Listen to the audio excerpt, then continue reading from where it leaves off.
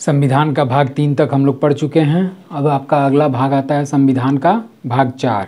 और ये जो संविधान के भाग 4 में है, केवल आपका आर्टिकल से रिलेटेड क्वेश्चन आते हैं।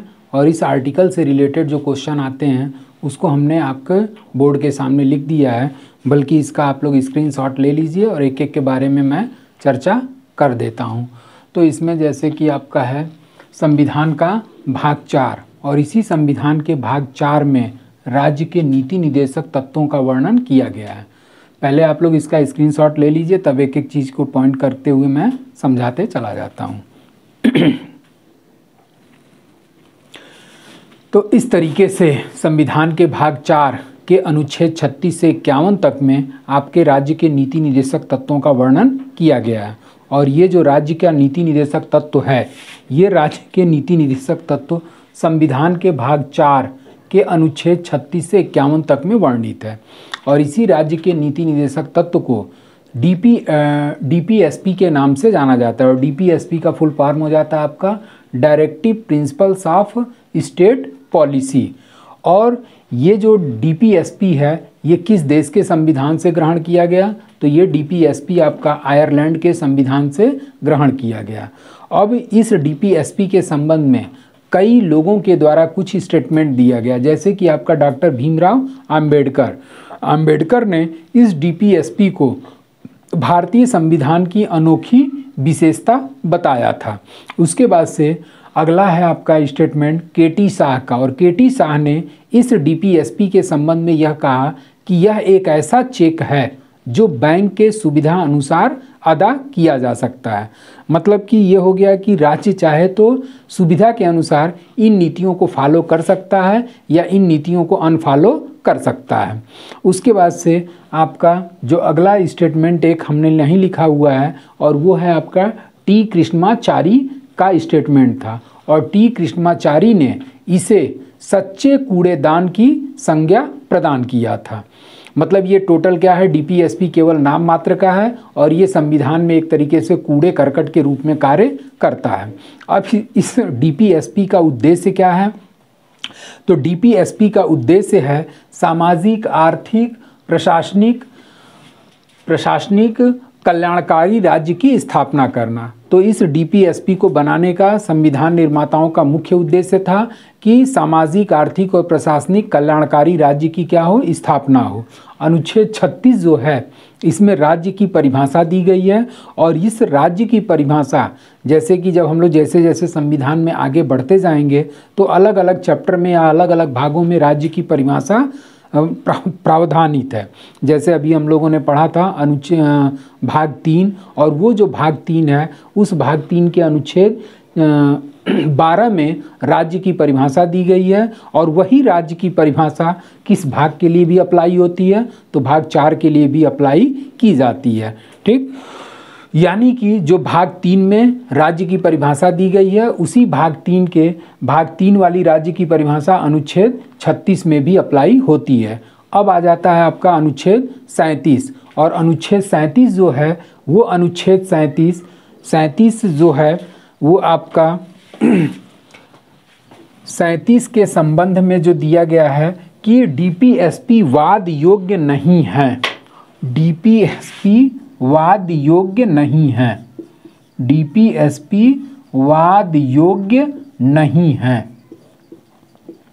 अब इस वाद योग्य नहीं है का क्या मतलब हो गया कि अगर राज्य जो है अपने नीतियों का पालन नहीं करता तो कोई भी व्यक्ति इसके संबंध में कोई केस दाखिल नहीं कर सकता। या इसको दूसरे इस तरीके से कह सकते हैं कि डीपीएसपी जो है वो आपका न्यायालय में प्रवर्तनीय नहीं है। मतलब राज्य अगर इन नीतियों का पालन नहीं करता तो कोई भी व्यक्ति इसके लिए न्यायालय में केस दाखिल नहीं कर सकता।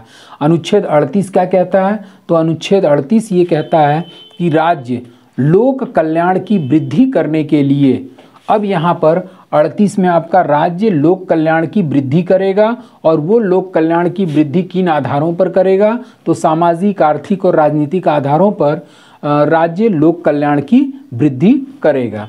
उसके बाद से आर्टिकल 38(2) में ये दिया गया है कि राज्य आय की असमानता को राज्य जो है वो आय की असमानता को कम करने का प्रयास करेगा। आय की असमानता को कम करने का प्रयास करेगा। आर्टिकल 39 में आपके कई सारे प्रावधान दिए गए हैं, जिसमें आपका 39 में यह है कि राज्य स्त्री और पुरुषों को समान रूप से जीविका का पर्याप्त साधन उपलब्ध कराएगा। उसके बाद से अब मान लीजिए कि अभी हमने बताया कि आपका 37 है कि वाद योग्य नहीं है, तो कोई भी स्त्री या पुरुष ये नहीं कह सकता कि हमको पर्याप्त जीविका का पर्याप्त साधन उपलब्ध कराइए, इसके लिए न्यायालय में केस दाखिल नहीं कर सकता। उसके बाद से इसमें जो दूसरा पॉइंट दिया हुआ है कि राज्य भौतिक साधनों की व्यवस्था करेगा ताकि आपका पूरे समाज का या पूरे सार्वजनिक हित सबका उसमें इन्वॉल्व हो। उसके बाद से जो अगला पॉइंट है कि राज्य जो है वो ऐसी आर्थिक व्यवस्था उत्पन्न करेगा ताकि संसाधनों का केंद्रीयकरण न हो। मतलब पूरे समाज को लेकर के ये चलेगा और एक ही जगह आर्थिक संसाधनों के केंद्रीकरण पर रोक लगा सकता है। उसके बाद से आपका जो अगला पॉइंट है इसमें कि राज्य स्त्री और पुरुषों के लिए समान कार्य के लिए समान वेतन उपलब्ध कराएगा। उसके साथ साथ राज्य जो है स्त्री, पुरुष और श्रमिकों को शोषण या दुरुपयोग करने से रोकेगा। उसके बाद से राज्य बच्चों के स्वास्थ्य का अवसर प्रदान करेगा। मतलब बच्चों के स्वास्थ्य के संबंध में कई परियोजनाओं का वो संचालन कर सकता है। तो इस तरीके से ये आपका अनुच्छेद 39 तक डीपीएसपी के संबंध में हो गया। अब जो आगे आता है वो आपका होता है अनुच्छेद 40, जो कि मोस्ट इम्पॉर्टेंट माना जाता है। और इसी अनुच्छेद 40 के अंतर्गत आपका किसकी व्यवस्था करेगा राज्य? तो ग्राम पंचायतों की स्थापना करेगा। अब डीपीएसपी का अनुच्छेद 41 जो है वो 41 किस चीज़ का वर्णन करता है? तो राज्य जो है वो लोगों को काम पाने, शिक्षा पाने और लोक सहायता प्रदान करने का अधिकार प्रदान करता है। अब अनुच्छेद 42 जो है, अनुच्छेद 42 राज्य प्रसूति सहायता उपलब्ध कराएगा।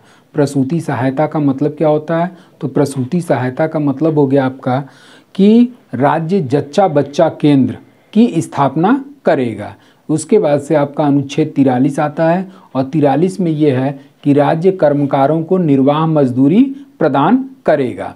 अब इसी अनुच्छेद 43 के अंतर्गत आपका इसी अनुच्छेद 43 के अंतर्गत किसकी स्थापना की गई है? तो इसी 43 के अंतर्गत मनरेगा की स्थापना की गई है। मनरेगा की स्थापना, क्योंकि राज्य जो है वो कर्मकारों को क्या करता है? इसी मनरेगा के तहत निर्वाह मजदूरी प्रदान करता है।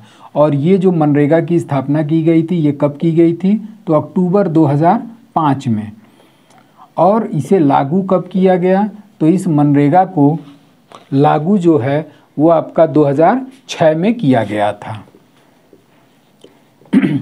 उसके बाद से अनुच्छेद 43 क है और 43 क में उद्योगों में कर्मकारों की भागीदारी निर्धारित करेगा। 44 जो है राज्य एक समान सिविल संहिता उपलब्ध कराएगा। अनुच्छेद 45 जो है वो अनुच्छेद 45 के अंतर्गत राज्य 6 वर्ष से कम आयु के बच्चों की देखभाल और उनकी शिक्षा की व्यवस्था प्रदान करेगा। अनुच्छेद 46 राज्य अनुसूचित जाति और अनुसूचित जनजाति तथा अन्य पिछड़ा वर्गों के हितों में वृद्धि करेगा। अनुच्छेद 47 लोक स्वास्थ्य में राज्य सुधार करने का प्रयास करेगा। अनुच्छेद 48 ये है कि राज्य कृषि तथा पशुपालन में वृद्धि करेगा। और ये जो आपका 48 क है वो 48 क, इसमें यहाँ पर आपका बीच में 48 क छूट गया है और ये 48 क जो है वो राज्य पर्यावरण संरक्षण करेगा। 48 क में आपका राज्य पर्यावरण संरक्षण प्रदान करेगा। उसके बाद से आपका अनुच्छेद 49 में आपका थोड़ी सी इसमें गलती हो गई है, 48 क की बजाय आपका हो जाएगा 48 क। तो 48 में क्या मूल रूप से है? तो 48 में आपका मूल रूप से है राज्य कृषि तथा पशुपालन में वृद्धि करेगा। और 48 क में है कि राज्य जो है वो आपका पर्यावरण तथा वह वन्य जीवों की रक्षा करेगा, वन्य जीवों की रक्षा करेगा, की रक्षा। ये आपका प्रावधान किस अनुच्छेद में है? तो ये किया गया है आपका अनुच्छेद 48 क में। उसके बाद से आपका अनुच्छेद 49 आ जाता है, और ये अनुच्छेद 49 जो है वो आपका है कि राज्य राष्ट्रीय स्मारकों को संरक्षण प्रदान करेगा। 49 में राज्य राष्ट्रीय स्मारकों को संरक्षण प्रदान करेगा, संरक्षण प्रदान करेगा या उसकी देखभाल करेगा। उसके बाद से आपका अनुच्छेद 50 आ जाता है, और अनुच्छेद 50 जो है वो आपका कार्यपालिका का न्यायपालिका से पृथक्करण, कार्यपालिका का न्यायपालिका से पृथक्करण, न्यायपालिका से पृथक्करण। मतलब ये हो गया कि राज्य जो है वो न तो कार्यपालिका और न्यायपालिका एक दूसरे के कार्यों में हस्तक्षेप नहीं करेंगे, और इसका वर्णन आपका अनुच्छेद 50 में किया गया है। अनुच्छेद 51 जो है वो अनुच्छेद 51 के अंतर्गत राज्य अंतर्राष्ट्रीय शांति में वृद्धि करेगा, राज्य अंतर्राष्ट्रीय शांति में वृद्धि करेगा। तो इस तरीके से ये आपका पूरा डीपीएसपी या राज्य के नीति निदेशक तत्व का अनुच्छेद 36 से लेकर के 51 तक में पूरी व्याख्या कर दी गई है। अब इस चीज़ को आप लोग अगर स्क्रीनशॉट ले करके लेना चाहें तो ले लीजिए, और उसके बाद से इसको एक तरीके से नोट्स के रूप में आप लोग लिख सकते हैं। अब इसमें जो आपका क्वेश्चन और बनते हैं, तो बनने में तो सीधे सीधे हमने शुरू में ही बताया था कि अनुच्छेद किस अनुच्छेद में आपका डीपीएसपी का वर्णन किया गया है। तो डीपीएसपी का वर्णन अनुच्छेद 36 से लेकर के 51 तक में किया गया है। दूसरा क्वेश्चन ये बनता है कि राज्य के नीति निदेशक तत्व किस देश के संविधान से लिया गया है, तो ये आयरलैंड के संविधान से लिया गया है। उसके बाद से कुछ स्टेटमेंट हमने बताया था डॉक्टर भीमराव अंबेडकर का, के.टी. शाह का, टी. कृष्णाचारी का। तो ये आपके क्वेश्चन जो हैं थोड़ा हायर एग्ज़ाम्स में पूछा करता है कि डीपीएसपी को किसने राज्य की अनोखी विशेषता बताया या संविधान की अनोखी विशेषता बताया। उसके बाद से सच्चे कूड़ेदान की संज्ञा डीपीएसपी को किसने दिया, तो इस तरीके का स्टेटमेंट हो गया। और बाकी आपके ये जो आर्टिकल्स हो गए, इसी आर्टिकल्स में आपका मुख्य चीज़ों का वर्णन किया गया है। इसमें एक क्वेश्चन और बनता है कि आपका कुछ ऐसे इसमें आर्टिकल हैं जो 42वें संविधान संशोधन द्वारा जोड़े गए। तो 42वें संशोधन, और इसी 42वां संशोधन किस सन में हुआ था, तो ये 42वां संशोधन हुआ था आपका 1976 में। और इसी 42वें संविधान संशोधन को मिनी संशोधन के नाम से भी जाना जाता है। और ये जो 42वां संविधान संशोधन है 1976 में हुआ, और इसी 42वें संविधान संशोधन के तहत आपका अनुच्छेद 39 क जोड़ा गया, जिसमें आपका 39 क में आपका निःशुल्क विधिक सहायता का प्रावधान प्रस्तुत किया गया है। 39 क में निःशुल्क विधिक सहायता, मतलब राज्य गरीब व्यक्तियों को निःशुल्क विधिक सहायता प्रदान करेगा, कानूनी सहायता प्रदान करेगा। उसके बाद से एक हम लोगों ने देखा 48 क, और इस 48 क के अंतर्गत ये भी आपका 42वां संविधान संशोधन के तहत जोड़ा गया। और इस 48 क में राज्य जो है वो पर्यावरण, वन एवं वन्य जीवों की रक्षा करेगा। उसके बाद से आपका 97वां संविधान संशोधन के तहत आपका एक अनुच्छेद जोड़ा गया था, 97वां संशोधन, और वो अनुच्छेद आपका कौन सा है, अनुच्छेद 43 क। तो इस तरीके से थोड़ा सा इस पे भी फोकस रखिएगा कि कौन से अनुच्छेद डीपीएसपी में 42वां संविधान संशोधन के तहत जोड़ा गया। तो जोड़ने वाले में 39 क हो गया, और दूसरा आपका 48 क, और 97वां संशोधन के तहत 43 ख जोड़ा गया, 43 ख जोड़ा गया। तो इस तरीके से आपका डीपीएसपी वाला भी चैप्टर ख़त्म होता है। अब अगर आप लोगों से ये हम पूछें कि आप लोग भाग 3 भी पढ़ चुके और भाग 4 भी पढ़ चुके, अब अगर इन दोनों के मध्य कंपैरिजन करते हुए अंतर निकालना हो तो उसके अंतर को किस तरीके से डिस्क्राइब किया जा सकता है। तो अंतर के बारे में भी तुलनात्मक अध्ययन देख लीजिए। और वो जो अंतर है वो आपका अंतर, और ये अंतर में आपका किससे किससे तुलना करना है, तो एफआर से तुलना करना है और उसके बाद से डीपीएसपी से तुलना करना है, डीपीएसपी। अब इसमें जो पहला पॉइंट निकल करके आता है कि एफआर का वर्णन, तो पहले में आपने क्या कर लिया, वर्णन। तो एफआर का वर्णन किस भाग में किया गया है, तो इसका वर्णन भाग 3 में। उसके बाद से डीपीएसपी का वर्णन किस भाग में किया गया है, तो इसका वर्णन हो जाएगा भाग 4 में, भाग 4 में। दूसरा अंतर अगर निकालना हो तो दूसरे अंतर में क्या हो सकता है, तो दूसरे अंतर में ये हो सकता है कि एफआर जो है वो क्या है, वाद योग्य है, वाद योग्य है, या फिर न्यायालय में प्रवर्तनीय है, न्यायालय में प्रवर्तनीय। क्योंकि अभी हम लोगों मूल अधिकार में ही हमने देखा था कि अगर किसी व्यक्ति के मूल अधिकार का उल्लंघन होता है तो वह व्यक्ति सुप्रीम कोर्ट या हाई कोर्ट में अपने मूल अधिकार की रक्षा करने के लिए जा सकता है। जबकि इसमें अगला पॉइंट क्या हो जाएगा कि ये वाद योग्य है, तो ये वाद योग्य नहीं है। और इसके बारे में हमने बताया कि इसकी चर्चा किस में की गई है, तो आर्टिकल 37 में किया गया है। उसके बाद अब अगर अगला अंतर निकालना चाहते हैं तो इसका वर्णन भाग 3 के कहाँ से कहाँ तक दिया गया है, तो इसका वर्णन अनुच्छेद 12 से लेकर के 35 तक में है। और इसका कहाँ से कहाँ तक है, तो इसका आपका हो जाता है 36 से 51 तक। अब अगर अगला अंतर निकालना है तो मूल अधिकार जो होते हैं ये इसकी प्रकृति क्या है, इसकी कुछ प्रकृति नकारात्मक है, इसकी कुछ प्रकृति क्या है, नकारात्मक है, जबकि इसकी जितनी भी प्रकृति है वो क्या है, सकारात्मक है। ये क्या हो जाता है, सकारात्मक। अब नकारात्मक और सकारात्मक का मतलब क्या है कि राज्य की जितनी भी नीतियां हैं वो सब पॉजिटिव रूप में दी गई हैं, जबकि मूल अधिकार की कुछ प्रकृति क्या है, नकारात्मक या निगेटिव है। और इस निगेटिव के संबंध में अनुच्छेद 14 को देख लीजिए, अनुच्छेद 15 को देख लीजिए, उसके बाद से अनुच्छेद 16 और 21। तो इसकी जो आप भाषा देखेंगे उस भाषा से ये प्रतीत होता है कि 14, 15, 16 और 21 की प्रकृति क्या है, नकारात्मक है, जबकि इसकी टोटल 36 से 51 तक प्रकृति क्या मानी जाती है, सकारात्मक मानी जाती है। उसके बाद से अगला जो इसमें बता सकते हैं वो ये कि आपातकाल में निलंबित, आपातकाल में ये क्या किए जाते हैं, निलंबित किए जाते हैं, जबकि ये किसी भी दशा में निलंबित नहीं किए जा सकते,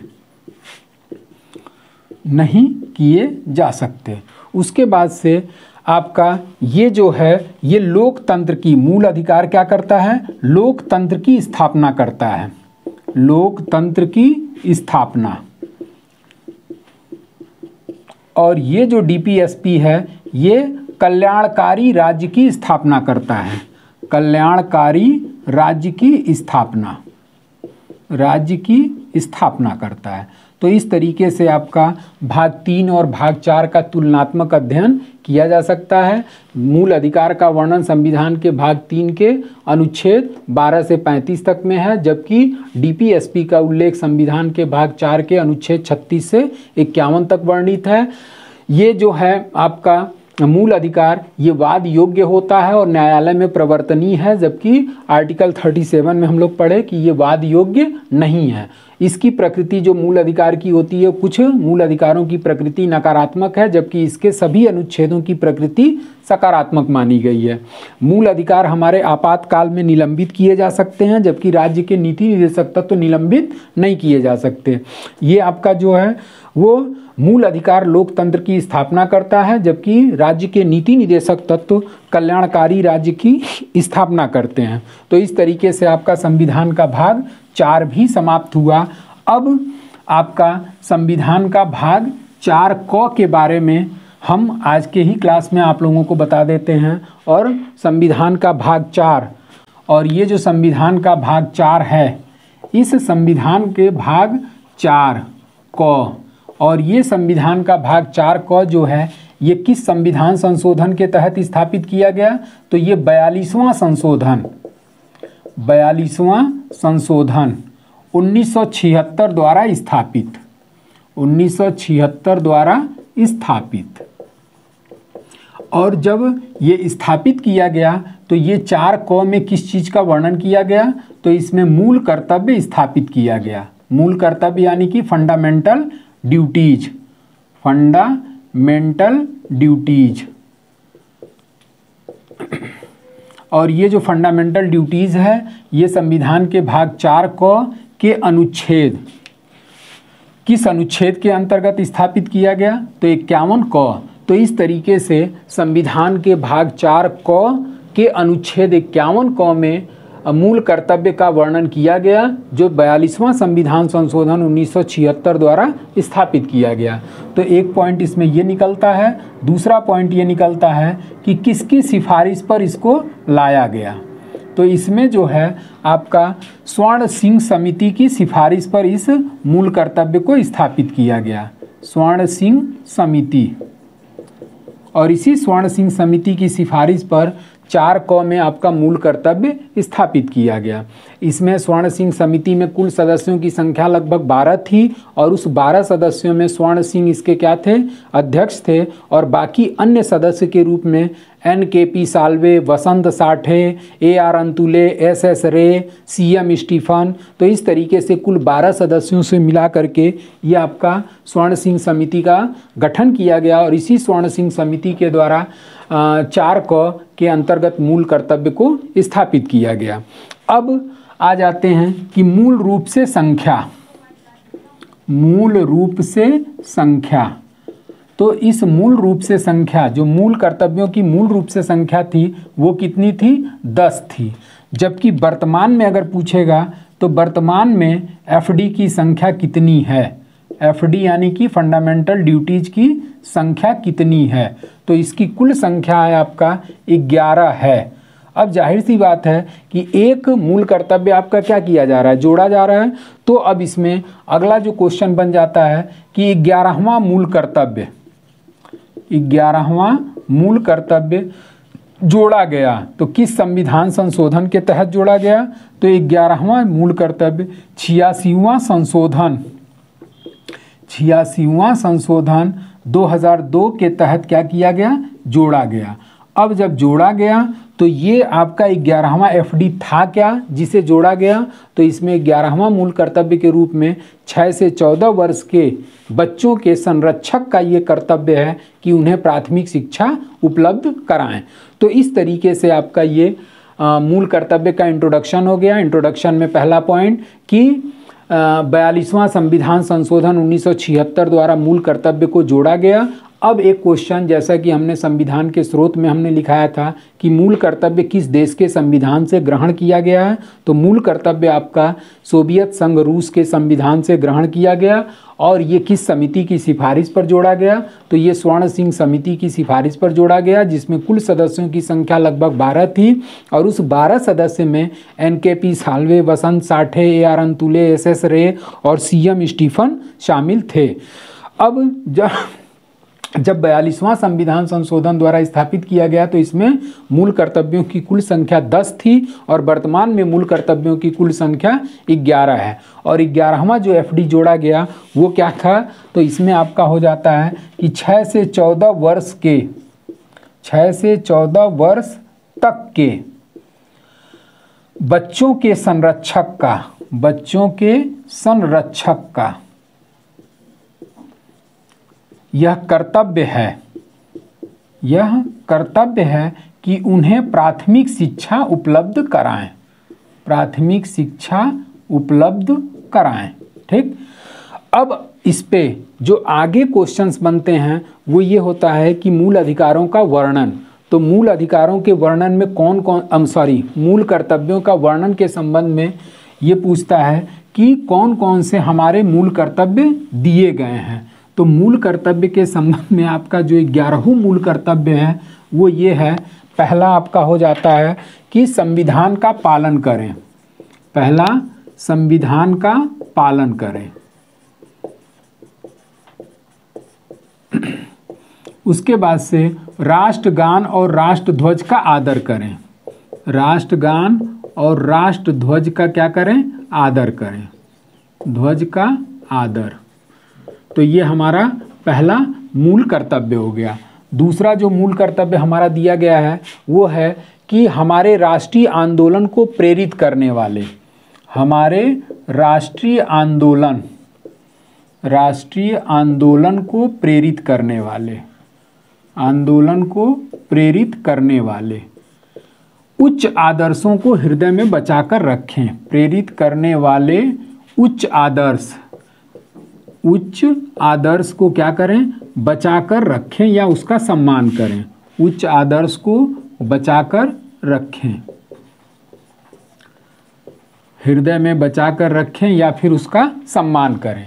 जो तीसरा आपका एफडी या मूल कर्तव्य दिया गया है वो ये है कि भारत की एकता और अखंडता की रक्षा करें। एकता और अखंडता की रक्षा, एकता और अखंडता की रक्षा करें। उसके बाद से आपका जो चौथा मूल कर्तव्य दिया गया है वो देश की रक्षा एवं सेवा करें। देश की रक्षा एवं सेवा करें, रक्षा एवं सेवा करें। जो पांचवा आपका मूल कर्तव्य दिया गया है वो है कि सभी लोगों में भाईचारे का निर्माण करें। तो इसमें एक पॉइंट क्या निकल गया, भाईचारे का निर्माण। तो प्रत्येक व्यक्ति का यह मूल कर्तव्य है कि वो भाईचारे का क्या करे, निर्माण करे या लोगों से मिलजुल करके रहे। फिर उसके बाद से जो छठा मूल कर्तव्य है वो ये है कि ऐसी प्रथाओं का त्याग करें। ऐसी प्रथा का त्याग जो क्या है, स्त्रियों के सम्मान के विरुद्ध हो, स्त्रियों के सम्मान के विरुद्ध। मतलब ऐसी प्रथा का हमें त्याग करना चाहिए जो स्त्रियों के सम्मान के क्या हो, विरुद्ध हो या उनके शोषण से रिलेटेड हो। उसके बाद से अगला जो आ जाता है वो है आपका हमारी संस्कृति की गौरवशाली परंपरा को समझें। गौरवशाली परंपरा को समझें मतलब जो भी हमारी संस्कृति या कल्चर है उस कल्चर को समझें और उसका क्या करें, सम्मान करें। उसके बाद से आपका आठवां जो होता है वो आठवां आपका है प्राकृतिक पर्यावरण की रक्षा करें। उसके बाद से आपका जो नौवां है वो सार्वजनिक संपत्ति को सुरक्षित रखें। आठवां आपका क्या निकल गया, प्राकृतिक पर्यावरण की रक्षा करें, प्राकृतिक पर्यावरण की रक्षा करें। उसके बाद से आपका जो नौवां मूल कर्तव्य है वो नौवां आपका है सार्वजनिक संपत्ति को सुरक्षित रखें। सार्वजनिक संपत्ति को सुरक्षित रखें। उसके बाद से आपका जो 10वां मूल कर्तव्य है वो 10वां ये है कि सामूहिक और व्यक्तिगत दृष्टिकोण से, सामूहिक और व्यक्तिगत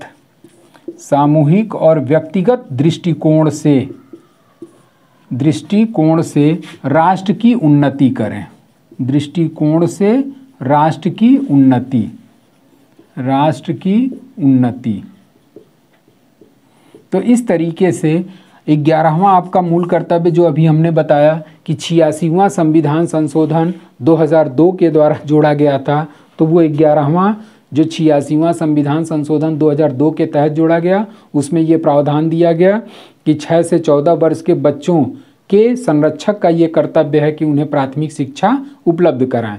तो इस तरीके से ये आपके 11 मूल कर्तव्य हो गए। और इस 11 मूल कर्तव्य में इंट्रोडक्शन से रिलेटेड जो क्वेश्चन हमने बताया वो आते हैं। उसके बाद से कभी कभी इन सभी मूल कर्तव्यों को दे देता है और इस 4 ऑप्शन में मूल कर्तव्य दे देगा कि इसमें से कौन सा मूल कर्तव्य है या कौन सा मूल कर्तव्य नहीं है। तो इस तरीके से थोड़ा सा आप लोगों को 11 मूल कर्तव्य को अपने माइंड में सेटअप करना होगा, तभी जाकर के ऐसे प्रश्नों का उत्तर आप दे पाएंगे कि इसमें से कौन सा मूल कर्तव्य है या कौन सा मूल कर्तव्य नहीं है। तो इस तरीके से आपका भाग 3 और भाग 4 और भाग 4 क ये दोनों आपका समाप्त हुआ। और इसके बाद से हम लोग अब संविधान का या पॉलिटी का जो अगला चैप्टर रहेगा वो रहेगा आपका संघ की कार्यपालिका, सेंट्रल गवर्नमेंट या यूनियन एग्जीक्यूटिव। और इसी यूनियन एग्जीक्यूटिव में हम लोग पढ़ना शुरू करेंगे राष्ट्रपति,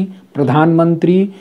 प्रधानमंत्री में आपका मंत्रिपरिषद शामिल है, तो राष्ट्रपति पढ़ेंगे, उपराष्ट्रपति पढ़ेंगे, उसके बाद से मंत्रिपरिषद। और इस मंत्रिपरिषद का प्रधान या मुखिया कौन होता है, तो वो प्रधानमंत्री होता है, तो प्रधानमंत्री के बारे में पढ़ेंगे।